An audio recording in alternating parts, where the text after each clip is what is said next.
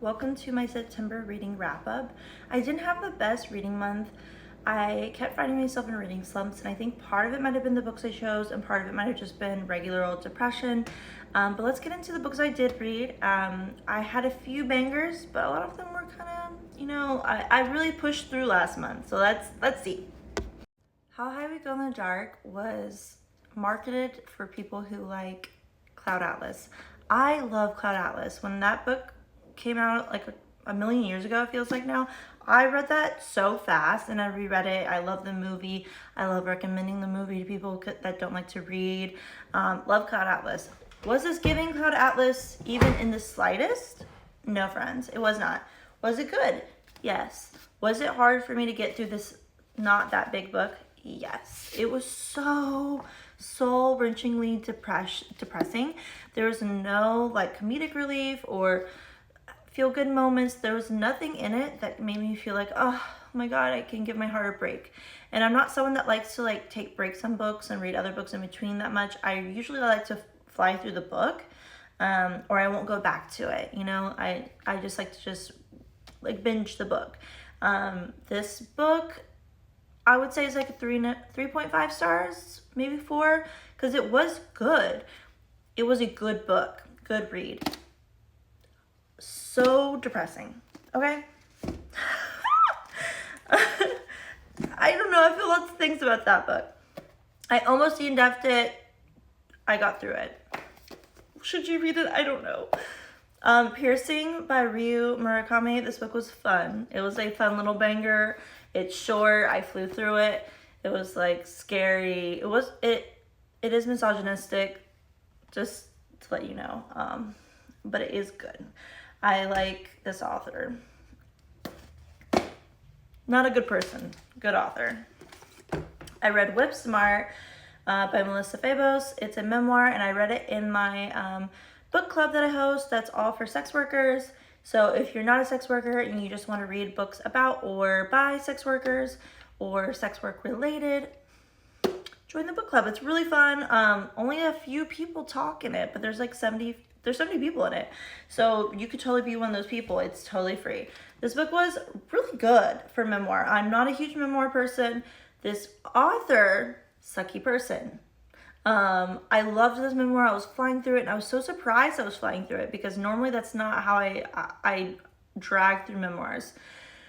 But then she started doing things in this book that I was like, oh, she's like xenophobic, racist, at times fatphobic, elitist amongst like how she views and talks about other types of sex work, like bad person. And that made me not want to finish the rest of the book. I did finish it, but it made me be like, why do I care about this person's point of view or her life story if she's a bad person? That being said, it was still a really good read. It's all about a memoir of someone that is in the world of dominatrix. Pretty good. Girls Against God. See the way I'm looking at you? It's because I love Genevieve Haval. I love Paradise Rot. Paradise Rot is probably on my top, it's definitely on my top 20 books, maybe top 10. And when I saved this book, I'm mad because I saved this book for when I was having a reading slump month. And I was like, I know it's going to be a banger because I loved Paradise Rot, and this I saved it for like over a year. This has been one of my this will be a short banger when I need it. Babes, it was not to banger. It was so terrible. It's not terrible. I'm sorry, but I DNF'd it. Look, the bookmark's still there. It was garbly goop. I'm all for an abstract book. Paradise Rot was pretty like abstract and fever dreamy. This, at no point could I tell you what's going on except for that it's a really hateful young person that wants to make a Norwegian black metal band and does, and finds her fam through it. Yeah, I don't know. It was just garbly goop. I will try to reread it again later, but for now, it's a DNF.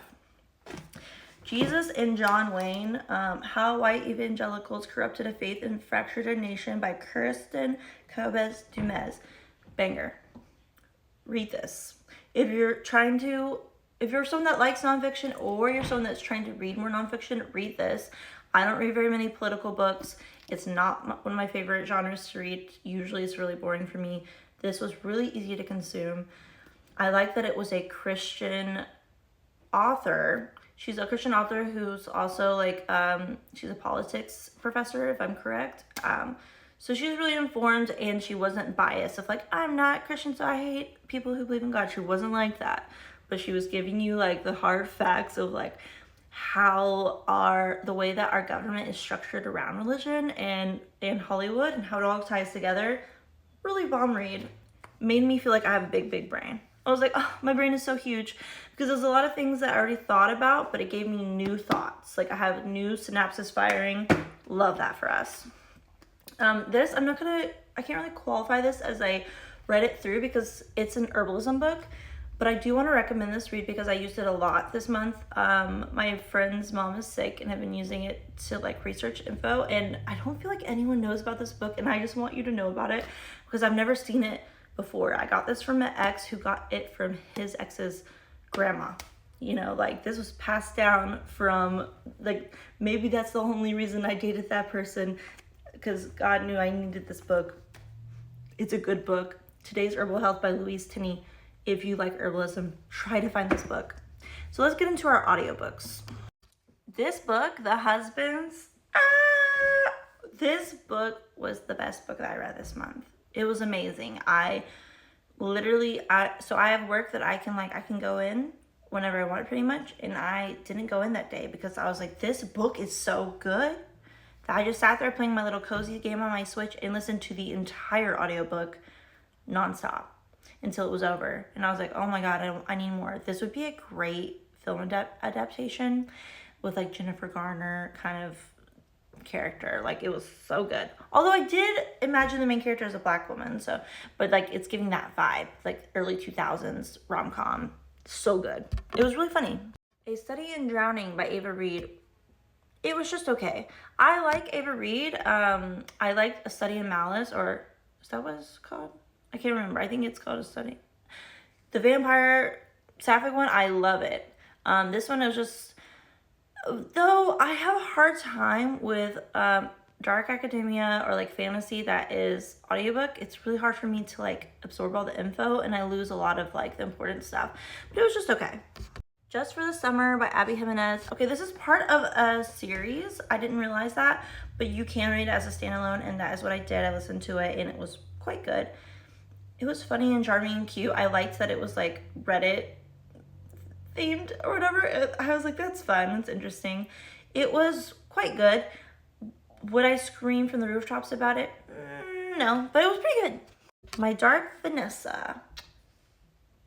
Ouchie, it hurt.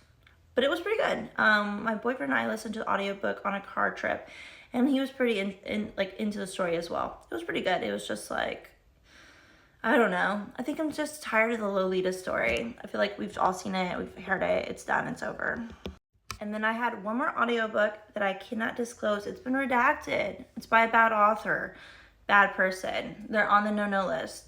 I also own 2 of the books of the series, and I bought them before I knew they were a bad person, and I have FOMO because everyone loves it. And so I was like, okay, it's free, it's from the library. I just want to experience if it's good or not. Unfortunately, it's good. Unfortunately, I like it. I'm also listening to the second book of the series now. But I can't tell you what it is. I'm sure you know. But it's such a bummer. Yeah. But that was my books for September. It's a really long video. I hope that you liked it. I love you. Have you read any of them? If I hurt your feelings about books, it's just my opinions. Take it as it is. If you love the books and I love them too, then we're automatic besties.